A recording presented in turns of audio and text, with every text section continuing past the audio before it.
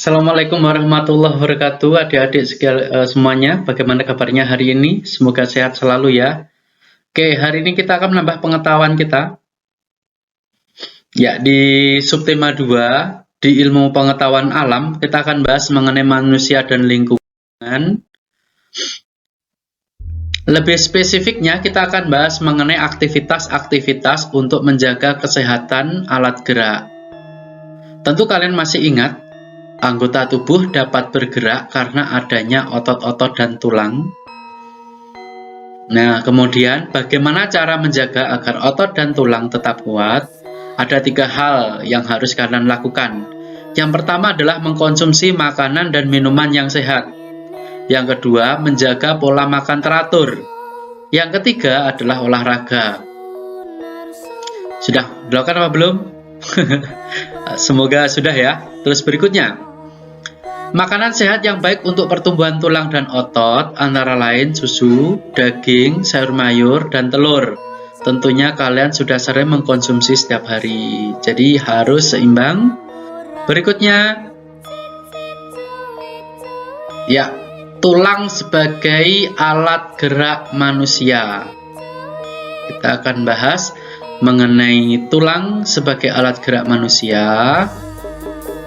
Sebetulnya apa sih fungsi tulang buat manusia? Paling tidak ada 3 hal ini yang harus kalian pahami. Tulang yang pertama adalah fungsinya menopang tubuh. Yang kedua, memberi bentuk tubuh. Yang ketiga, sebagai tempat melekatnya otot.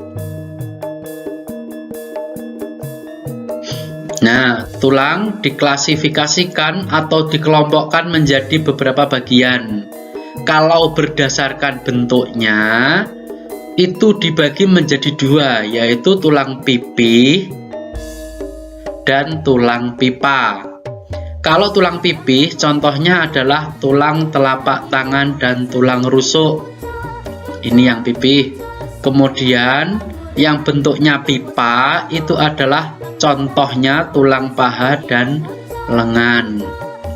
Terus, kalau berdasarkan zat penyusunnya juga dikelompokkan menjadi 2, yaitu tulang rawan dan tulang keras. Contohnya kalau tulang rawan adalah tulang telinga, sementara kalau tulang keras contohnya adalah tulang tengkorak. Yuk kita amati gambar di bawah ini ya. Ini gambar apa anak-anak? Iya, ini adalah contoh tulang gerak bagian atas kita, tepatnya di bagian tangan.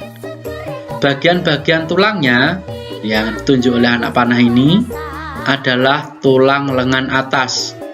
Kemudian bawahnya disebut dengan tulang hasta. Oh iya, di sini kalian juga bisa ya sambil menyentuh tulang kalian sendiri supaya lebih paham dan mudah diingat. Berikutnya tulang telapak tangan. Ayo sudah sentuh belum? Ya. Berikutnya tulang jari tangan. Coba ini tulang pergelangan tangan. Berikutnya coba disentuh tulang pengumpil. Sudah? Iya. Berikutnya alat gerak bagian bawah manusia berupa kaki. Itu tulangnya apa saja? Coba disentuh punya kalian, tulang panggul. Berikutnya tulang paha, tulang betis, ya bawah lagi tulang telapak kaki, next tulang jari kaki, lanjutnya tulang tempurung kaki, ya itu ya, coba disentuh. Berikutnya tulang kering, ada lagi tulang pergelangan kaki. Sendi-sendi pada tulang dan macam-macam gerak otot. Tulang satu dengan tulang lainnya dihubungkan dengan sendi. Jadi penghubung ya sendi itu. Nah ini gambar. Ini setiap manusia punya rangka seperti ini. Jadi nggak perlu takut kalau melihat gambar semacam ini ya. Oke, sendi yang pertama kita bahas adalah sendi putar. Kenapa disebut dengan sendi putar? Karena dapat digerakkan memutar. Letaknya bagian situ. Sendi engsel hanya dapat digerakkan ke satu arah. Nah, bagian sini disebut dengan sendi peluru, dapat bergerak ke semua arah. Berikutnya, sendi pelana dapat digerakkan ke dua arah. Berikutnya, sendi geser hanya dapat menggeser saja. Berikutnya, macam-macam gerak otot pada manusia. Gerak menekuk atau meluruskan. Ya, yang pertama, gerakan dilakukan pada bagian sendi engsel dan pelana. Contohnya gerak lutut, siku, ruas-ruas jari tangan. Yang kedua, yang ini, yaitu gerak menurunkan atau menekan ke bawah.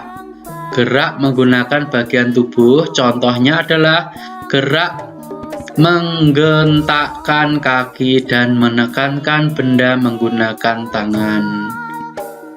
Contoh yang ketiga, gerak menaikkan. Gerak dilakukan dengan menaikkan bagian tubuh. Contohnya apa? Saat mulut terbuka kemudian kembali tertutup. Itu contohnya ya, kurang lebih. Berikutnya, gerak memutar. Gerak dilakukan pada sendi putar dan peluru. Contohnya gerak kepala, menengok kanan dan kiri.